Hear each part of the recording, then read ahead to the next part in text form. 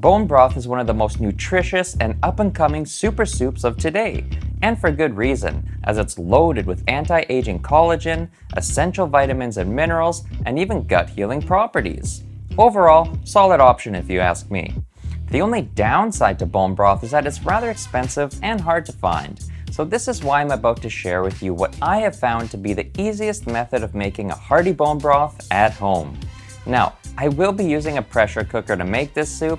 However, this process can be done with about any old pot. The only difference is the process will take quite a bit longer without a pressure cooker, about 20 hours to be roughly exact versus the 4 using this guy. Shall we begin? First off, when it comes to acquiring the bones to make the soup, I suggest finding a local butcher who can sell you some grass-fed bones, as grass-fed cows contain far more omega-3 fats and are overall healthier and more nutritious animals to eat.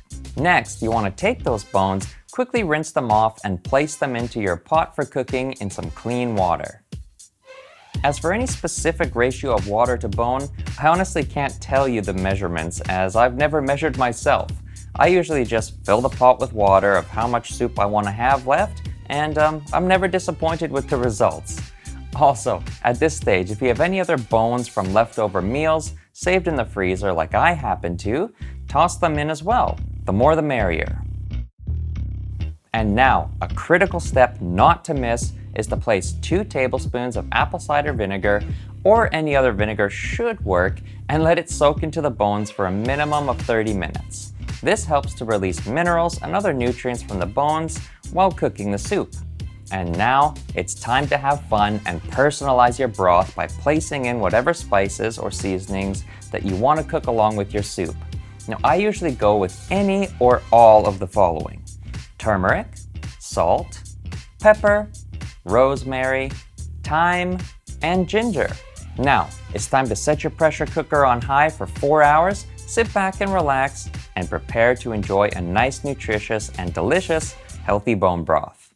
Once cooked, I recommend removing the bones and straining the soup to remove any pieces of bones that may have broken away. I also love to remove the collagen or leftover meat from the bones here to eat for later. And there you go.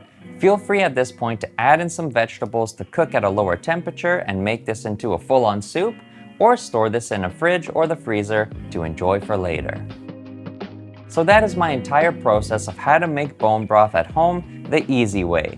Now, I'm sure there are many other fancier tricks and techniques than what I've shared here, but in my opinion, this is great and it'll nourish you and your family at the lowest price possible. Now, if you're looking for more ways to sneak in the incredible health benefits of bone broth into other dishes that you cook, I suggest you check out the video linked in the description below for more fun and tasty ways to use bone broth in your cooking. For more healthy recipes, nutrition tips, and live streams on all things nutritious and delicious, I recommend that you subscribe to this channel and like this video so that you won't miss out on all the fun coming up. I look forward to seeing you there.